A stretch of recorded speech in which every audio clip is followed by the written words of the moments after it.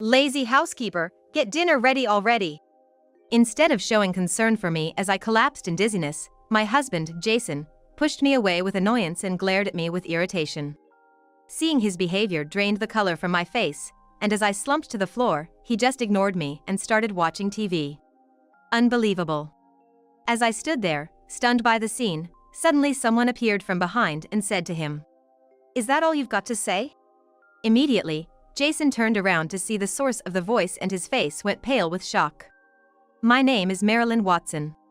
I'm a 34-year-old homemaker, and I've been married to Jason, who's 5 years my senior, for almost 2 years now. For these 2 years, my life has been hellish. Jason was like, "What's this terrible food? Didn't you learn to cook from my mother?" For the first year of our marriage, I lived with Jason's parents. It was what they'd call training, I guess. Jason was a total mama's boy, and my mother-in-law, in today's words, was a real helicopter parent. She was very strict about manners, and wouldn't tolerate any backtalk from me. She was a prime example of a toxic person. A woman should be like this, and respecting your husband is a given. A wife who doesn't prioritize her husband is just useless. Growing up in such an environment, Jason once muttered shortly after our wedding that he was looking for a wife like his mother. Unaware of this, I fell for his words, and after getting married, I was subjected to a hellish life. "Marilyn, honey, I really want you to support Jason. I'm gonna be tough on you, even if it means being hard-hearted. It's all to ensure that you both have a harmonious family. Please bear with me." True to her words, from the day we moved in together, I was treated like a servant. Doing chores was just the tip of the iceberg, constantly having to read their moods was a given. I had to wake up before everyone else and wasn't allowed to rest until everyone had left for work. I'd start eating after everyone else and had to finish before everyone. If I didn't, I'd get a 1-hour lecture. If the food tasted even slightly off, both my mother-in-law and Jason would take it out on me. Day by day, they successfully molded me into a submissive wife who wouldn't dare oppose her husband. Now I'm afraid to express my opinion to him, and if his mood seems off when he comes home, I'd nervously share meals with him, always on edge. Looking back, I really question how any of this was supposed to promote a harmonious household. But at that time, I was so overwhelmed that I didn't even have the energy to question it. "You really don't have a handle on housework, do you? What did your mother teach you? I feel like it'd be easier to train a stray cat than to teach you." About a week after I moved in with my in-laws, the true nature of my once kind mother-in-law began to show. After that comment, I was subjected to daily sarcastic remarks. "It's a given to mop the hallways, and there's no room for even a speck of dust. You should prepare the broth and serve homemade meals to my husband. No matter how busy you are, you can't cut corners." To top it all off, I was even told to wash clothes by hand. Even though there was a perfectly good washing machine right in front of me, I wasn't allowed to use it. Being a homemaker and having all this free time, and yet you want to go for convenience? A true wife works her fingers to the bone. I've never seen a wife who's so set on taking the easy way out. While she shouted these complaints, my mother-in-law had no qualms about using the washing machine herself. The environment was unbearably harsh. I did confide in Jason, but he wasn't supportive. "How could you insult my mother? What kind of upbringing results in such a person? My family is perfect. Maybe it's your fault, and that's why she's being strict?" Jason never acknowledged any wrong on his mother's part. He frequently used the term train as if I was no different from a dog or a cat. He believed his mother was right, there was no doubting what she said. It was as if he was a true believer. It seemed as if he was brainwashed, not willing to listen to my side, always blaming me. My mother-in-law found out about this, and from the next day, I was only allowed to go shopping on foot. No matter how far I needed to go, she even started saying that I couldn't use public transportation. She was like, "You should live in a traditional style from now on. The sloppiness in your life is evident from the way you carry yourself." I had to welcome my husband in a uniform and serve meals as soon as he arrived home. Sitting in chairs wasn't allowed. What I was doing surpassed mere nitpicking by a long shot. I thought about running away, but I had no parents, and my only sibling, Austin, was married and living abroad. I didn't have anyone I could easily turn to for help. I cried almost every night, my spirit breaking bit by bit. By the time we finished training and started living only with Jason, I had lost a lot of weight and was both mentally and physically exhausted. Please, Jason, I'm not feeling well. Could you let me see a doctor? A week after we started living together, plagued by nausea and headaches, I brought up my health concerns to Jason. We hadn't been intimate since our wedding, so there was no chance of pregnancy. Given that, maybe I really am sick. The intense headache makes it hard to even sit up, and my body feels faint like I'm anemic, refusing to cooperate. I can tell my body is screaming for help. It's clear even to me that it's severe. It's not something I could bear or will away. With a pale face, I told Jason about it. He responded with an irritated tone, dismissing my plea. What do you mean you feel bad? Be specific. You always leave out the important parts. Maybe it's because you've always been pampered. You expect people to just get you. Maybe that's why you can't even take care of yourself. I'm tired, don't waste my precious time with your vague words. Speak up and be clear, and stop annoying me. My ears hurt more hearing his sarcastic complaints while feeling so ill, making my headache even worse. I regretted getting married in this maddening situation. He never showed any signs like this when we were dating, but as soon as we got married, he changed. Until then, he was kind, always gentlemanly, and charming, a popular guy at work. Marilyn's really clumsy, can't take my eyes off her. I worked at the same company as him. I worked hard, and when I secured a job at this major company, Austin even cried tears of joy. Back then, both my parents were alive, and when I got the job, Austin even came back to the States. We spent quality time together, just family. If you ever face any challenges, reach out anytime. Even if I'm far away, I'm still your big brother. Austin truly cherished me. There were parts of Jason that reminded me of Austin's kindness. He was understanding of my clumsy nature, intelligent, and the go-to guy for everyone. He was like an older brother figure I looked up to. I fell for his warm nature. I have a headache, feel nauseous, and I'm dizzy. I'm gonna go to the doctor and get some medicine. Please, can you give me the money for the consultation? The kindness I felt from him in the past is nowhere to be found now. There's not a trace left. Now, he's like a completely different person. He's so harsh, it's almost demonic. He doesn't see me as a human being. He looks at me with disdain, as if he's looking at trash. I've come to fear him. It's all just you being spoiled. I wasn't expecting him to give me the money easily, but I was at a loss for words at his unexpected response. You have it easy as a homemaker, and yet you always seem to be whining. What in your life could be causing dizziness, nausea, or headaches? Are all these just excuses to avoid housework? I'm not saying this out of any ill intention. You don't even work outside, and you complain about headaches? Give me a break. Just take some over-the-counter meds and get over it. I won't tolerate any unnecessary spending. The family's finances were entirely covered by Jason's salary. He couldn't manage anything around the house and had expressed before marriage that he wanted me to handle all the housework.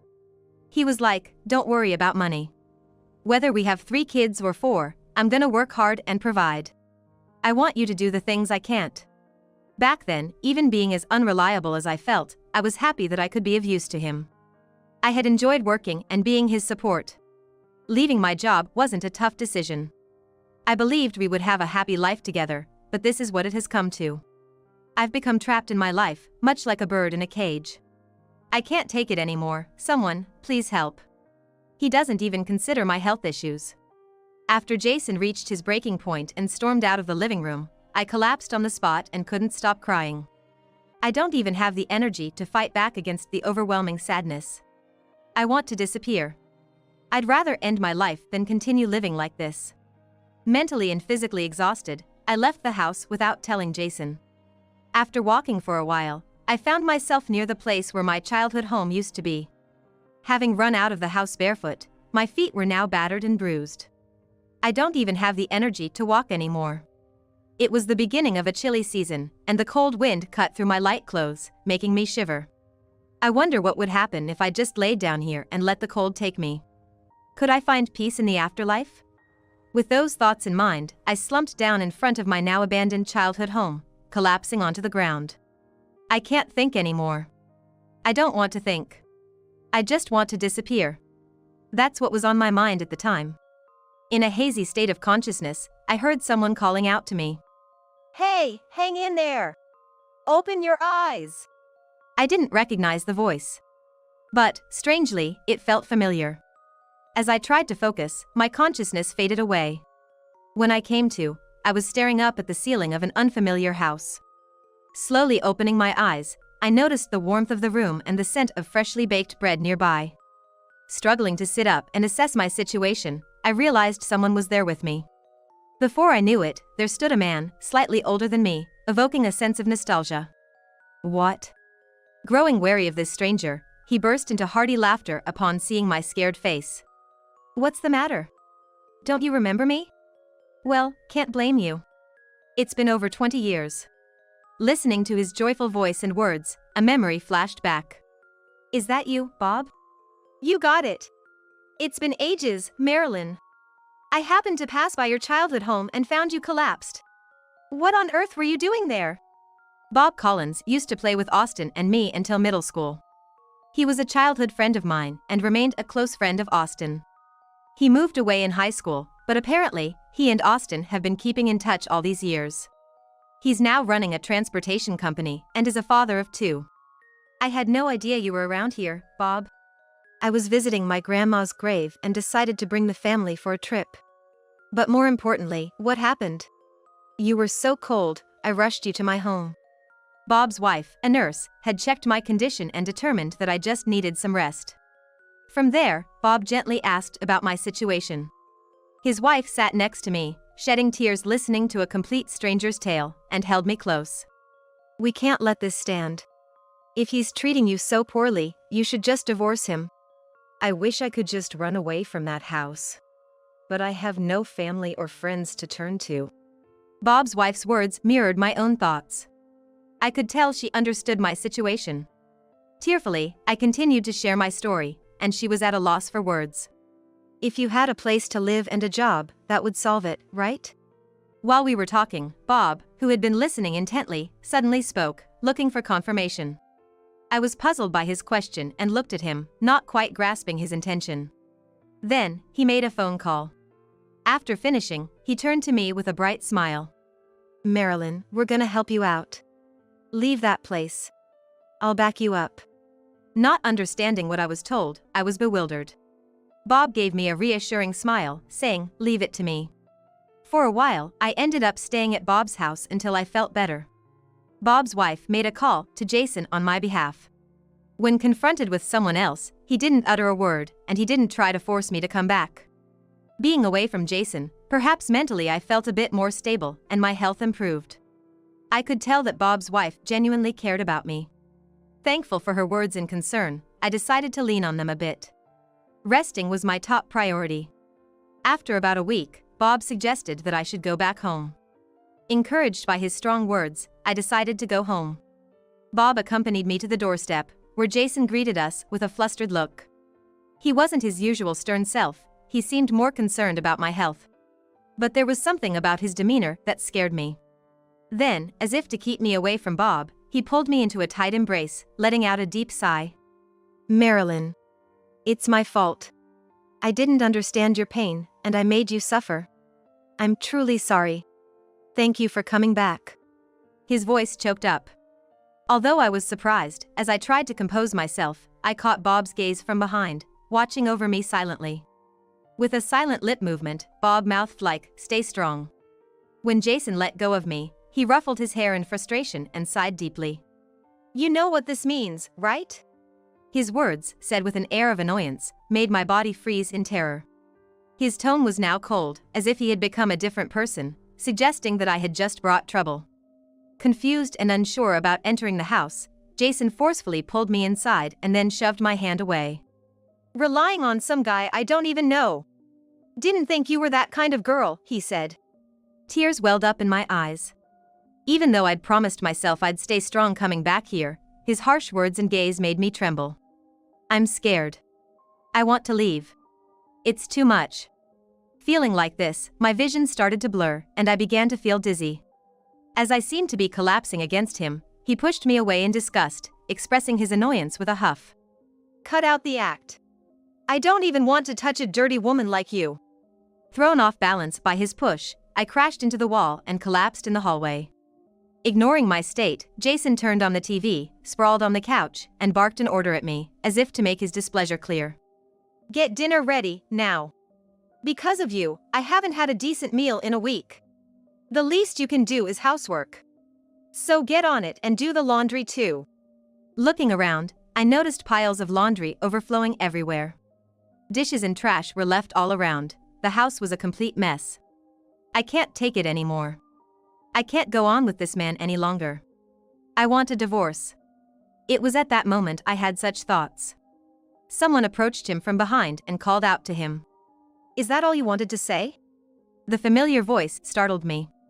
As Jason slowly turned around, the color drained from his face. Austin? What are you doing here? It was Austin standing there. Why was Austin, who was supposed to be overseas, here? Jason was showing signs of panic. Jason trembled in fear of Austin's intimidating presence. Austin, having worked in construction overseas, had grown bigger and looked even more formidable than when he left the States. When Austin suddenly approached him, it was no surprise that a frail man like Jason would be scared. Moreover, Austin despises people who act inhumanely. To Austin, Jason's behavior was nothing short of reprehensible. It was no surprise to see anger on Austin's face. No, this is just guiding my wife, teaching her. Oh? So pushing a sick woman is teaching? That's news to me. Jason desperately tried to make an implausible excuse. At Jason's words, oddly enough, Bob, who was supposed to have left earlier, peeked into the living room. With a refreshing smile, he addressed Jason. Why are you here? How'd you get in? Well, the door wasn't locked. Even if you have a lock, it won't work if the door isn't shut properly. With that, he pulled out a thin handkerchief.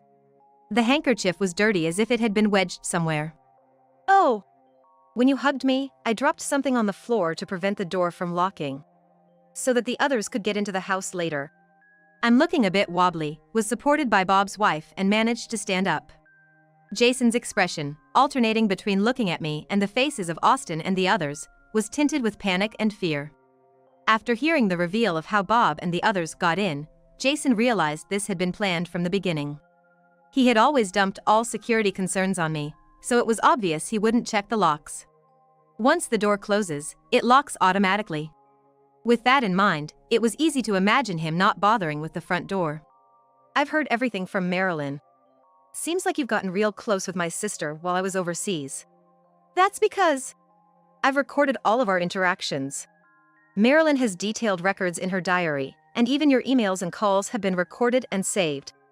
All of this has been handed over to the lawyer. Including the harm you've done to Marilyn, expect to be paying for damages. From now on, deal with the lawyer about the divorce. Don't you dare approach our family again. Everyone glared at Jason, as if to protect a trembling me, making it clear that not a single person was on Jason's side. To ensure I wouldn't be swayed by Jason's sweet words, Austin spoke on my behalf. At the mention of the word divorce, Jason became frantic and began clinging to me.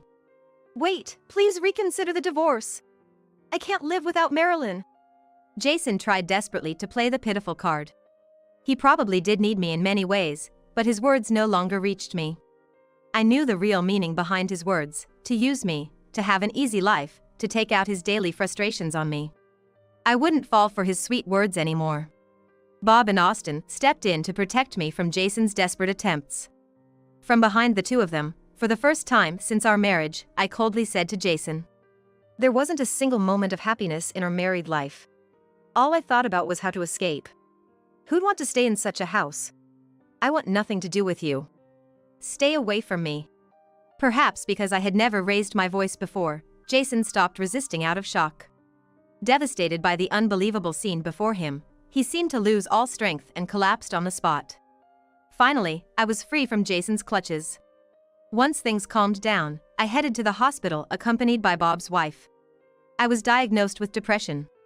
To get some rest, I stayed at Bob's house for a while. Based on Bob's suggestion, I decided to recuperate there before starting my new life.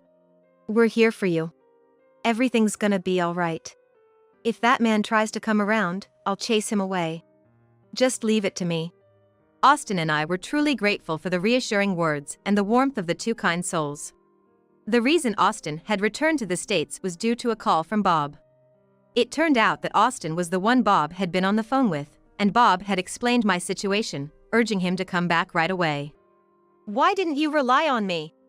Of course, Austin, who had come back, scolded me, but he knew I wasn't good at leaning on others. Austin regretted not coming here sooner to check on me and hugged me multiple times. Thanks to Bob arranging for a lawyer and a place to live, this situation was resolved smoothly. "From now on, live with us over there. It might be tough to adapt at the beginning, but my wife and our friends will support you fully. Don't worry." Saying that, he offered me a job at his company, and everyone there welcomed me with open arms. As for Jason, he and his mother were sued by us for emotional abuse and are now buried in debt.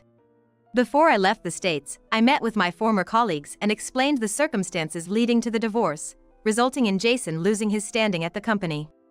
Having lost his credibility, he felt uncomfortable at the company and resigned soon after. Now, he's living off his parents and doing odd jobs here and there. Although I received a letter of apology from him, saying he'd learned his lesson from this ordeal, I, of course, didn't believe a word and made sure to get compensation from him. And so, my long and tumultuous journey came to an end, and now I'm enjoying a peaceful life overseas, surrounded by kind-hearted people.